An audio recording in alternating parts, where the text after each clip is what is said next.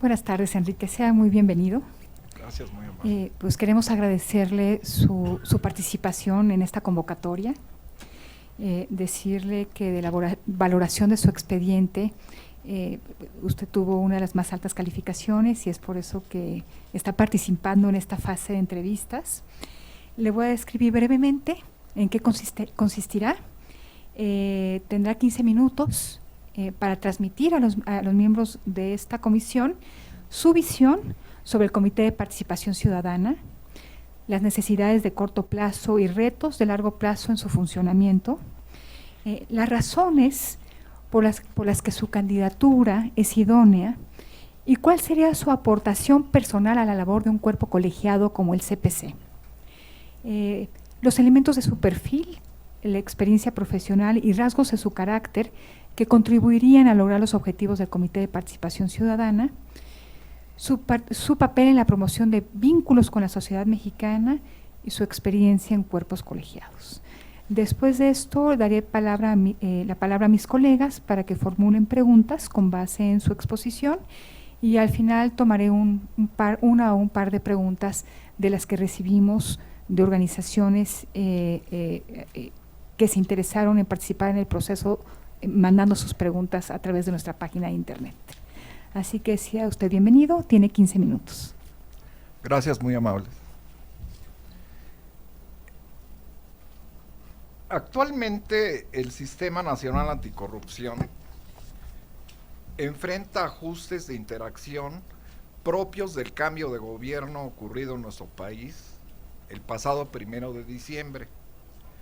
Como todo sistema con contenido gubernamental, no es ajeno a presiones e intereses de la clase política emergente.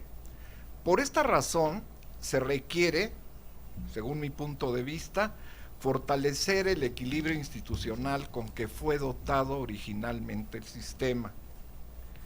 Para ello es necesario implementar una estrategia de consenso y respeto a la ley, como ha ocurrido en los temas relacionados con la propuesta nacional anticorrupción, la propuesta de política nacional anticorrupción y el acuerdo para la expedición del formato de situación patrimonial y de intereses, así como de las normas para su llenado y presentación.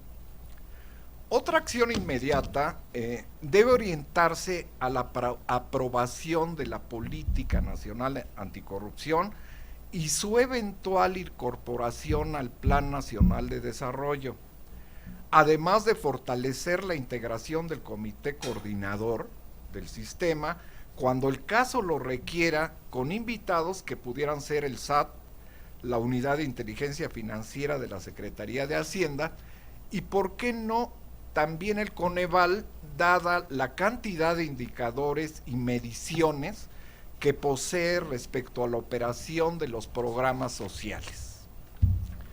En concordancia con la Política Nacional Anticorrupción, la segunda línea de trabajo que yo considero que debe implementarse consiste en dejar de ser el país de la impunidad que nos caracteriza. Por primera vez, hace unos días, el Comité Coordinador del Sistema sesionó con todos sus integrantes. Se cuenta ya con la Fiscalía Especializada de Combate a la Corrupción y en consecuencia con el área encargada de investigación, prevención y persecución de los delitos cometidos por servidores públicos. Este órgano deberá enfrentar un reto enorme para funcionar eficientemente y abatir el índice de impunidad de más del 95% que distingue a nuestro país. Por cierto, según el Índice Global de Impunidad de 2017, México posee el más alto índice en el continente y el cuarto lugar a nivel mundial. Además, solo tenemos 4 jueces por cada 100,000 habitantes, cuando el promedio mundial es de 16, entonces sí el reto es muy grande. También existe una gran ineficiencia institucional desde que se denuncia un delito, se investiga, se integra el expediente y se emite la posible sentencia, sin considerar en esto la reparación del daño a la víctima. La dimensión del problema puede ejemplificarse con las más de 800 denuncias por desvío de fondos que en 2017 interpuso la Auditoría Superior de la Federación y las 495 de la Secretaría de la Función Pública y los órganos internos de control. El resultado consigna que más del 95% de todas estas denuncias fueron archivadas. El reto en este tema, entonces, vuelvo a reiterar, es enorme, y por eso una de las primeras acciones que considero que deben realizarse parece ser la capacidad del equipo de trabajo que se hará cargo de esta tarea. Considero que para ello es necesaria la conformación de un grupo profesional multidisciplinario, tiene que ser multidisciplinario según mi punto de vista, de alto nivel, inmerso en un servicio profesional de carrera, con autonomía de funcionamiento y ajeno a presiones políticas, que pudieran afectar su independencia de juicio, que es uno de los problemas de nuestro país de raíz en muchas actividades, no solo en esto. Otra vertiente consiste en fortalecer los vínculos del comité con la sociedad. El trabajo de acercamiento con las nuevas generaciones yo considero también que es un asunto de la mayor importancia. El diálogo intergeneracional en el tema de combate a la corrupción debe enfocarse a la concientización de una juventud más informada y sensible sobre el tema. En la academia, que actualmente presido, llevamos tiempo promoviendo la formación de alumnos en diversas instituciones de educación superior en materia de transparencia, rendición de cuentas y gestión del desempeño, donde el análisis del sistema tiene un lugar privilegiado. Hemos tratado de que así sea. También hemos creado vínculos con la sociedad al interactuar con nuestros miembros institucionales, donde encontramos a grandes expertos en la materia. A través de la relación que tiene el comité con las organizaciones de la sociedad civil, el Comité de Participación Ciudadana, y las instituciones educativas del país, es necesario promover una mayor participación en la observación y vigilancia del desempeño de los comités de participación ciudadana estatales y en consecuencia de los sistemas locales anticorrupción. Otro asunto que no ha sido tratado, no he visto que se trate de manera profunda y clara, tiene que ver con la efectividad del Sistema Nacional de Fiscalización, no el de corrupción, el de fiscalización. Y el costo que significa y ha significado para el país todos estos años.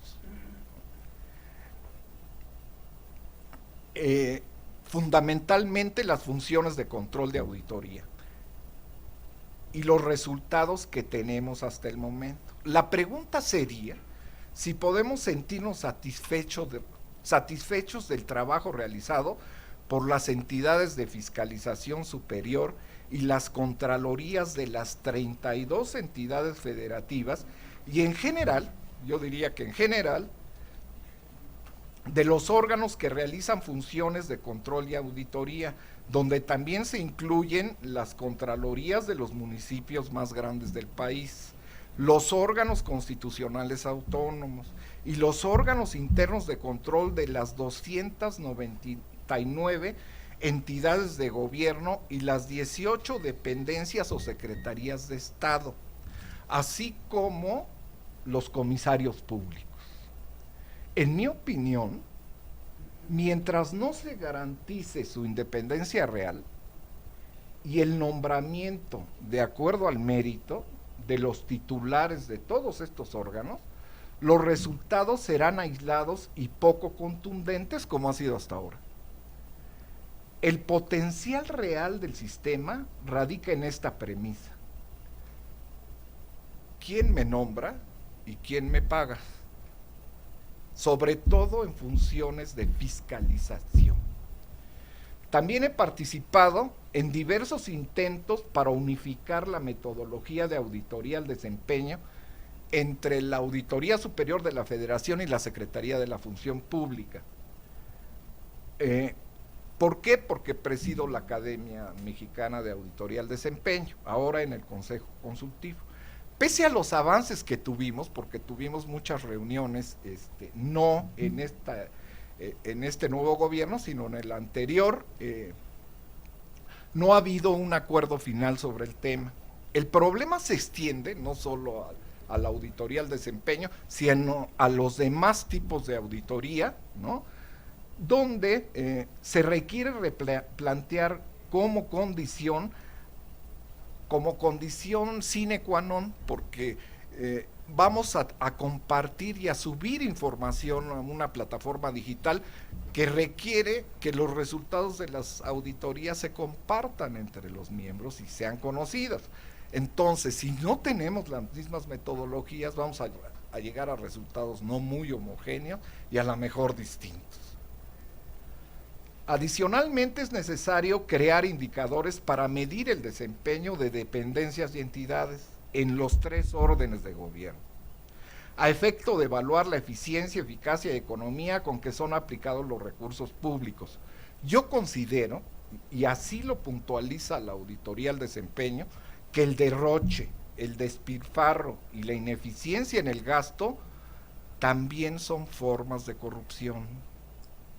En el área de contrataciones públicas, tomando en cuenta que he participado en innumerables procesos de adquisiciones y obra pública como testigo social, puedo afirmar que las redes más grandes y especializadas de corrupción se alojan en ese tema.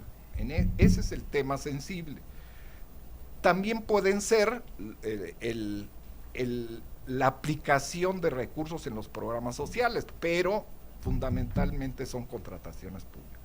Lo anterior obedece al monto que representan las contrataciones, que siempre oscila entre el 7 y el 8% del PIB anual y que equivale a casi el 25% del presupuesto de egresos de la Federación cada año, que en 2018, el año pasado, ascendió a más de 1 billón de pesos. Entonces, ahí se ve la importancia presupuestal del tema.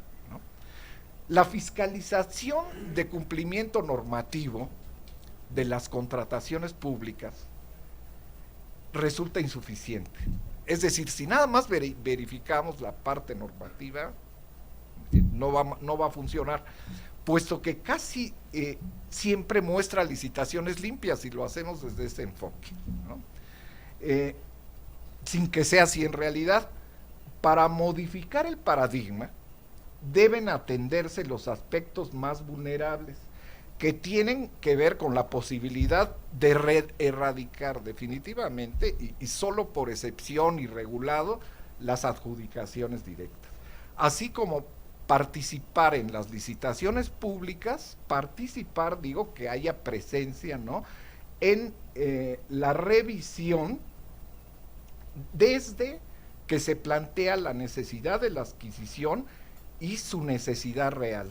También en la elaboración de las bases de la licitación, el estudio de mercado y las especificaciones técnicas, que es donde se orienta la adquisición o la obra pública hacia un proveedor en particular. La verdad ahí está, ¿no?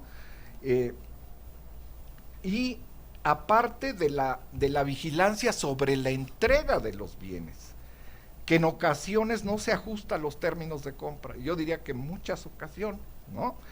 En lo que se refiere a la obra pública, por ejemplo, el caso es más grave. Hay que participar. Yo he visto que se verifica la obra, se ve, pero no se llega hasta la entrega. No hay un dictamen hasta la entrega de la obra y el costo final de la obra, que casi siempre se duplica o se triplica de acuerdo en relación al presupuesto autorizado. Por otra parte, considero que soy un candidato idóneo porque en mi vida profesional de más de 37 años he trabajado en diferentes instancias públicas y privadas ligadas a los temas de transparencia, rendición de cuentas y combate a la corrupción, lo cual me ha proporcionado una vasta experiencia para conocer desde lo más profundo el quehacer gubernamental.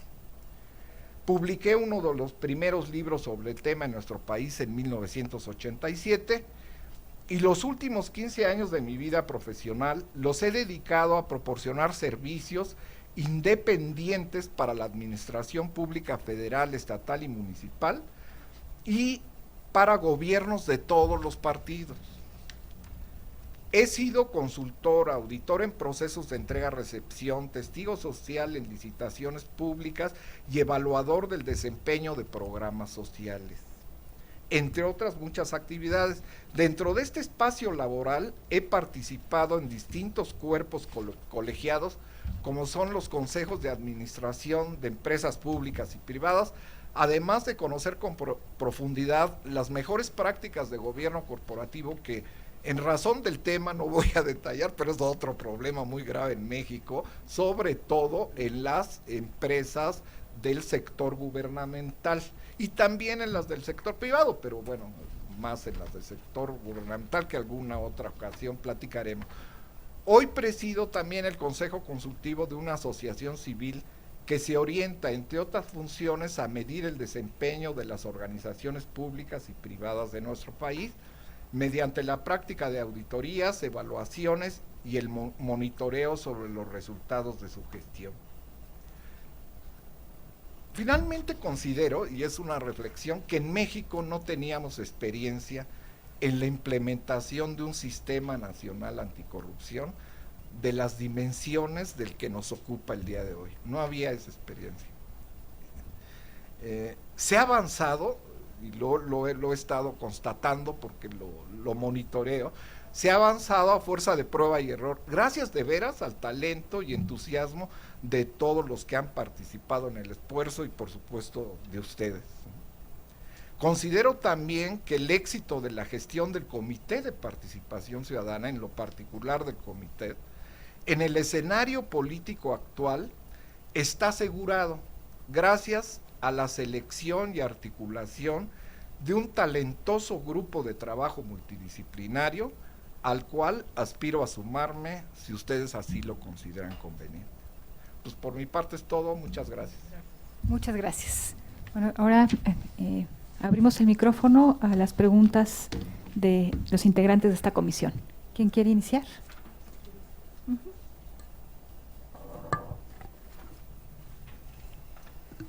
Muy buenas tardes, muy agradecidos porque usted esté aquí participando y además por el gran conocimiento que tiene sobre el tema. ¿Usted considera que el Comité de Participación Ciudadana debería fiscalizar o participar en la fiscalización de las licitaciones? ¿Esa sería? No, yo considero que no debería fiscalizar, Okay. No es su función fiscalizar, Okay. Pero sí promover que la Exacto. fiscalización sea más efectiva, por supuesto que eso sí.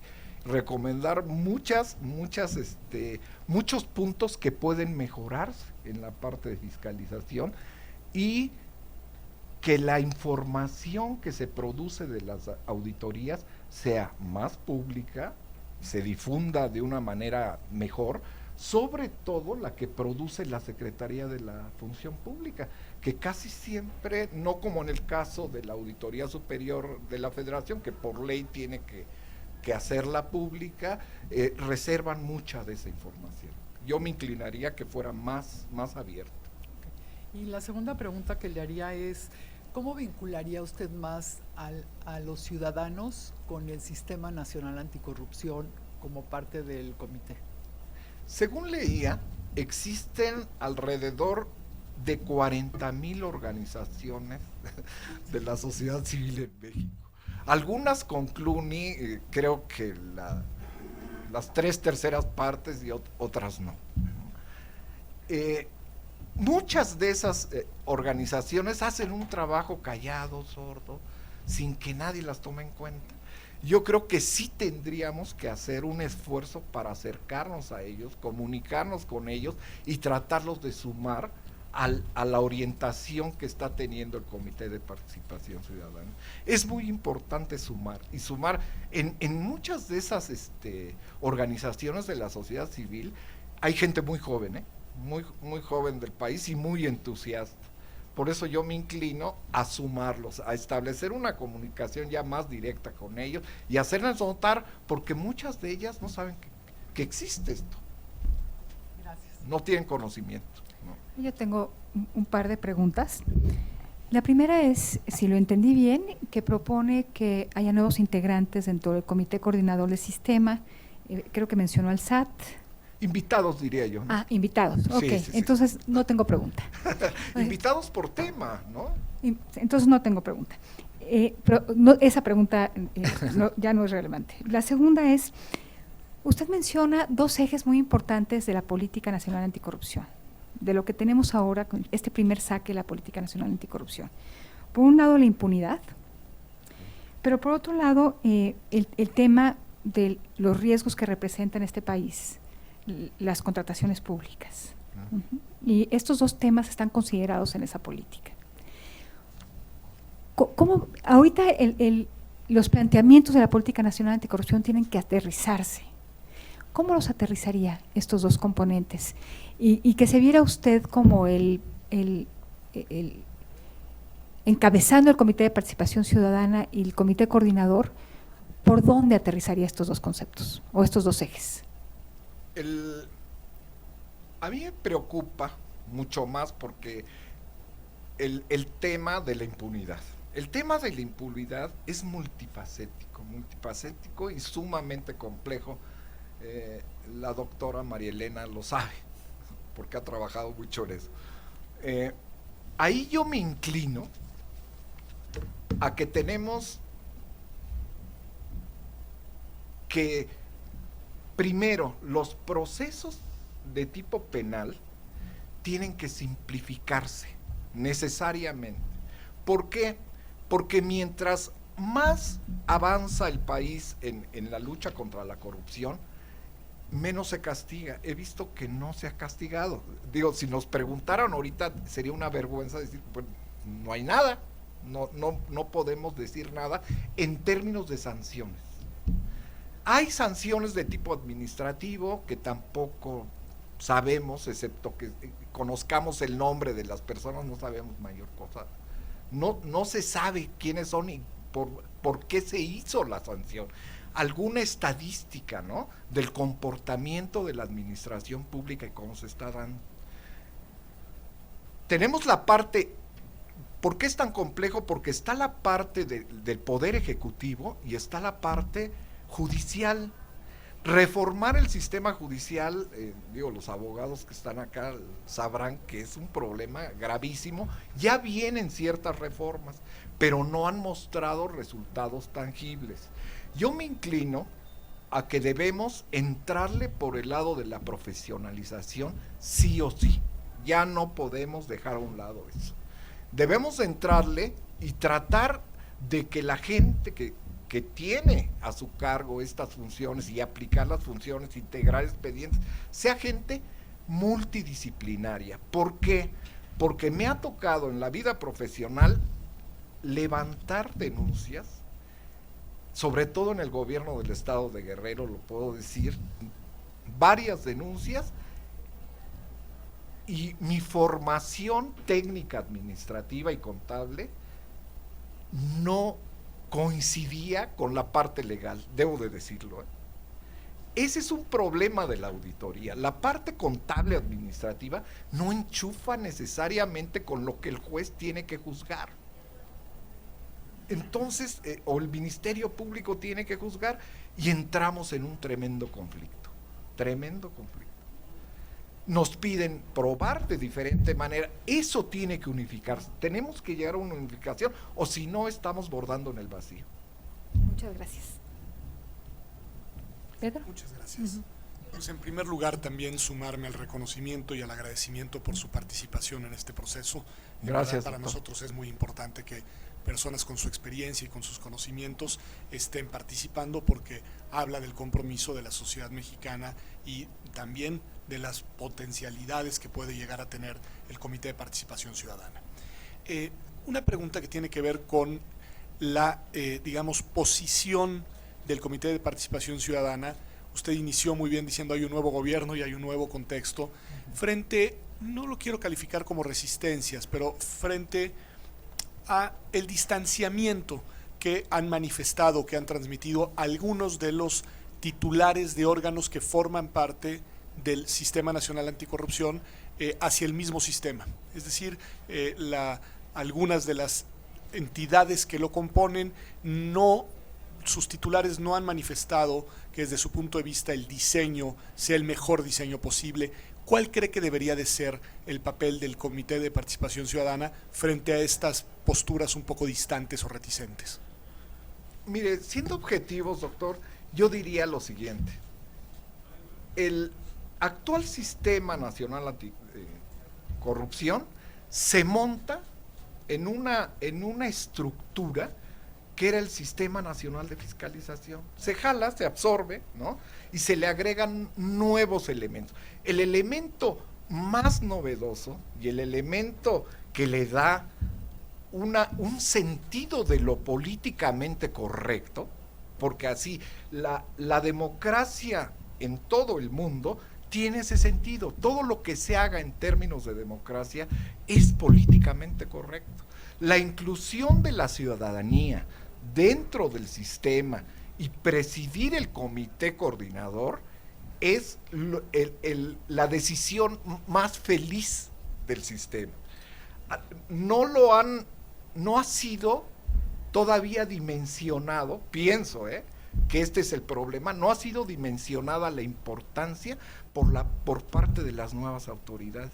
No han madurado la idea ni la han comprendido en su totalidad, porque debemos de entender que vienen llegando y les falta entender no solo una cosa, muchísimas, porque el sistema es amplio y muy grande. Yo he tenido la oportunidad de ver, sobre todo cuando salió Marie Claire y algunas otras reuniones que ha habido posteriores, cuando se hizo el acuerdo para los formatos, para ya expedir los formatos 31 de diciembre de este año, con límite al 31 de diciembre, y he visto que la crítica ha sido técnica y administrativa, de lo que se ha hecho técnico y administrativo. Bueno, eso, digo yo, sencillamente se puede defender fácilmente. Yo lo haría de una manera muy simple. El problema es involucrar otro tipo de aspectos que no creo que existan, pero la formación de la gente que viene llegando, y los conozco algunos de ellos, es técnica administrativa, ¿no? Están criticando lo técnico administrativo. Entonces, lo que hay que fortalecer necesariamente, y saber difundir esta idea de que el sistema es mucho más que lo técnico administrativo, es mucho más que el Sistema Nacional de Fiscalización.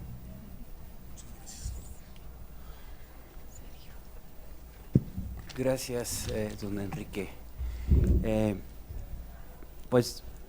Felicitarlo por su trayectoria. Yo creo que eso hay que reconocérselo en primer lugar. Gracias, doctor, mucho. Es toda una vida dedicada a esta materia y por lo tanto, pues demuestra conocimiento a profundidad del tema.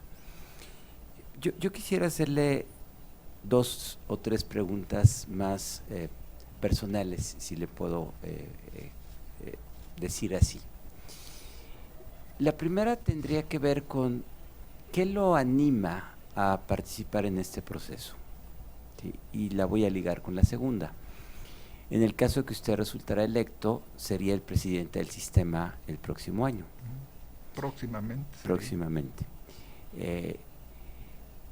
¿Cuál le gustaría que fuera su función, su legado, en el caso de que usted llegara a ser presidente del sistema, en términos de cómo se ve usted en esa función de liderazgo y de conducción del conjunto del sistema. Y la tercera es una opinión personal, ya un poco más comprometida, respecto a la decisión que tomó el comité coordinador de prolongar hasta diciembre la entrada en vigencia de los formatos. Ya nos explicó que fue una crítica técnica administrativa, ¿sí? Me gustaría saber su opinión respecto de esa decisión, cómo la ve en perspectiva, sobre todo pensando que… ¿Cómo? ¿Qué, perdón? ¿Cuál es la perspectiva con la que la valoraría? Es decir, ¿qué opinión le merece esa decisión? Bien. Gracias por la pregunta, doctor, porque me da posibilidad de ampliar la situación. Bueno, la primera que me anima a participar, me anima a participar en lo más profundo de mi vida profesional, el deseo de que el sistema funcione. Yo estudié la licenciatura en la Facultad de Ciencias Políticas y llevamos la materia de teoría de sistemas. Cuando un sistema se modifica, o pesa más un órgano que otro, una célula que otra, un componente que otro, se desequilibra, y pierde su eficiencia. Eso lo sabemos, sin entrar en cuestiones entrópicas o de ese tipo, pero sí hay un desequilibrio en el sistema. Hasta hace poco yo veía que el sistema iba caminando más o menos armónicamente en un equilibrio. Ahora sí veo que hay por lo menos intentos de hacer más importante una parte que otra, un componente de otro. Yo creo que debemos de retomar el espíritu de equilibrio original que la ley lo establece. Además es una cuestión legal y normativa establecida, no tenemos que buscarle mucho. A mí me anima eso, el conservar eso, por eso volví a participar, si no, no lo hubiera hecho. ¿Para qué no? Participar para esto, precisamente, exactamente para lo que está diciendo usted. Hay que retomar eso y darle el equilibrio. Eso es una. Segunda, que creo que tiene que ver con la parte de cómo me vería yo en esto. Me vería yo aportando la parte técnica, frenando un poco esa parte, ¿no? Poniendo un dique y blindando al sistema de cuestiones que son fácilmente trascendibles. ¿Trascendibles por qué? Porque la técnica, a diferencia de la ciencia, se resuelve fácilmente. Entonces, yo lo pondría y blindaría esta parte. También, ¿cómo me vería yo dentro de el comité, presidiendo el comité de coordinador? Me vería defendiendo al comité de participación ciudadana su independencia y su capacidad de orientación del sistema. Así lo vería. Y finalmente, en relación a los formatos, estoy de acuerdo en ciertas cosas que se dijeron, en ciertas cosas. No en todas, de manera completa, se lo digo honestamente, no en todas.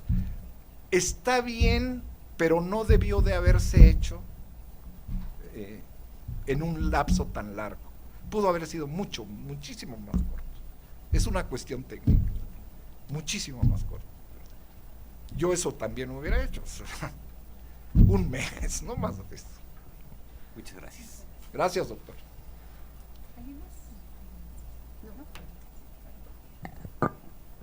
Procedo a tomar de manera aleatoria una de las preguntas que nos llegaron a través de la página de internet de la comisión. Y esta es la pregunta de una persona. Su nombre es Teo Romero Catalán. Dice, ¿considera usted al CPC como un logro ciudadano importante? ¿Cuál es su propuesta para incentivar o acercar la comunicación entre el CPC y las inquietudes de la ciudadanía para hacer más eficiente su papel? Bueno, hay que responderle a Teo que parte de eso lo comentamos hace un rato. Bueno, nada más reiterar, ¿verdad?, que lo más importante sería tener claridad respecto a nuestro inventario de organizaciones de la sociedad civil, muchas de ellas a lo mejor sí orientadas a transparencia y rendición de cuentas. Si estamos hablando que en el país hay 40,000, sí hay que depurar y ver, ¿no? Y acercarnos a ellos de manera directa. Yo creo que se puede hacer, yo he trabajado en cosas así y la hemos hecho en un censo, aunque sea mayor, ¿no?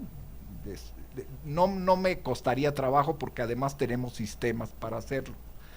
Lo que sí es importante es hacerles llegar el sentido y el valor, porque por primera vez, aparte, se empezó con un esfuerzo de transparencia mexicana a institucionalizar formas de participación ciudadana.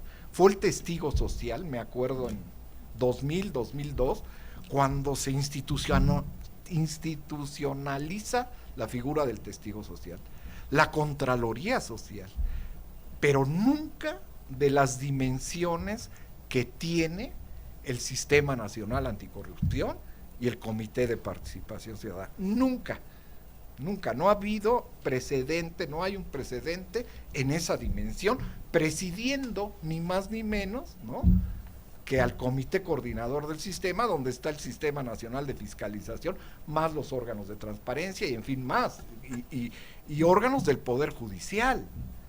La trascendencia es mayor para el país, muchísimo mayor. Eso es lo que hay que difundir y que la gente sepa y se sume con nosotros a este esfuerzo que hace patente que la sociedad civil tiene un lugar y se le está reconociendo un lugar. Muchas gracias, Enrique. Pues con esto concluimos esta sesión de entrevistas, pues reiterando nuestro agradecimiento y nuestro respeto por su trabajo y por su interés para fortalecer el Sistema Nacional Anticorrupción. Muchas gracias. Estaremos sesionando más tarde para tomar una decisión respecto a quién ocupará el lugar vacante en el Comité de Participación Ciudadana. Le reitero nuestro agradecimiento. Les agradezco a todos su paciencia. Muy Gracias. amable. Gracias. Muchas gracias.